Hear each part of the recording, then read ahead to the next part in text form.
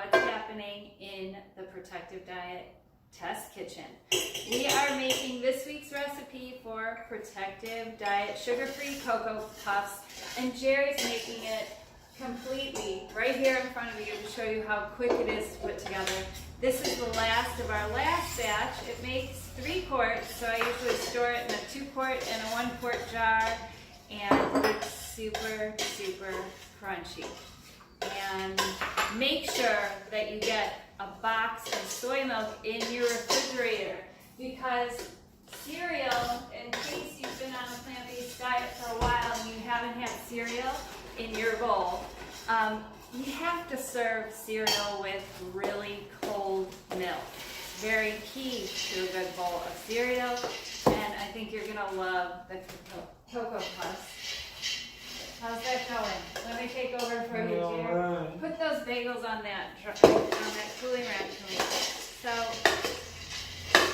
we're using the Instant Pot because it is the perfect size pot, and that saute function keeps this. It's perfection for this recipe. This 5-minute cereal recipe. This old familiar favorite. Totally sugar-free on a protective diet. I'm very excited about this.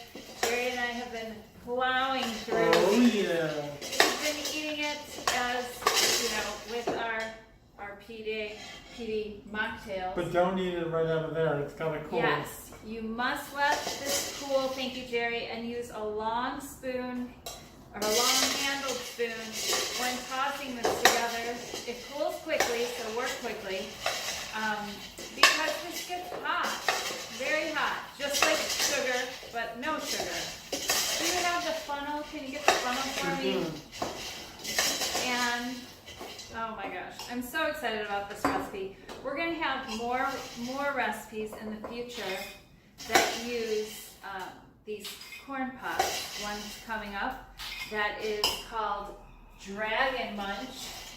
Thanks, Jerry. And this one is a spicy snack mix. I can't It's wait. so good. Oh my gosh. I can't believe we have any in this jar. But these are great commuter snacks if you have to travel by plane, by train, in the car. Great. I'm talking about the Cocoa Puffs being a great snack. We all need something that's not too sweet. This is almost like an adult Cocoa Puffs, wouldn't you say? Yes, I like it a lot with the cold milk. Or kids that have been practicing a protective diet along with you and eating sugar-free, they're going to love this. Don't say anything to them, just give it to them. And they're going to be excited. Maybe you can have them, after it cools in the pan, you can have them fill up the jars. Be careful with this one. And then here I've been working on some sugar-free jam recipes that are going to be used in many other recipes. This one is the cherry jam, and this one's made with frozen cherries. So a lot of these are freezer staples. This one was made with a fresh pineapple, but you can use frozen pineapple on that one too. And this one is strawberry. This one was made with frozen strawberries. I've been testing these all day for you today. Oh, I have to show you this one. And on a cute little spoon. This one is the fig, and that's where this all began because I'm working on a recipe for sugar-free fig Newtons. And then we have mixed berry. This was a mixed berry, frozen mixed berries that I made this jam, and this one is the mango. How's that going, Jerry? Look at Almost it. done. Oh my gosh, it's so great. And this one's blueberries, frozen blueberries. Will you go ahead and put the cap on that? Sure.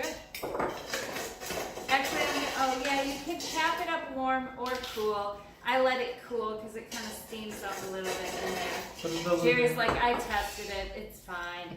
But I would let it cool, let the steam come out. 2 chefs in the kitchen tonight. And here's my PD cream cheese. And I made some bagels, some everything bagels to test out our new jam and cream cheese. That's what we're having for dinner tonight. I'll also make a salad to go along with the rest of these bagels. But these jams, I'm talking so much about these, and this is an upcoming recipe. This is this week's recipe. But these jams are very exciting to me because they're going to make our cheesecake nice cream even better. You're not going to have to layer it. You're going to be able to put these jams straight into your ice cream makers, your nice cream makers on a protective diet. And then, what else am I using them in? Hopefully the Newtons. We're going to be able to do fruit Newtons as they come out. I've been testing them. They're not completed yet. I'm working hard for you in this test kitchen to get that recipe perfected so that it's easy and successful for you in your workplace for wellness. Now, would you recommend we clean this up right away, or we'll let it cool off first? Always clean as you go, but this comes right off of here with hot water. All you need to do is fill that up with hot water. All right.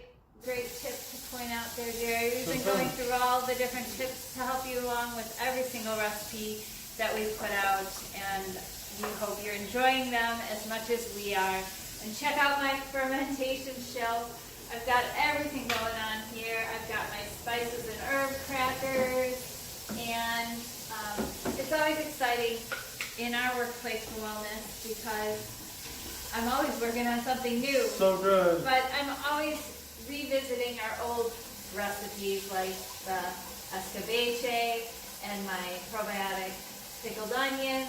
And this one is my probiotic pepper sauce.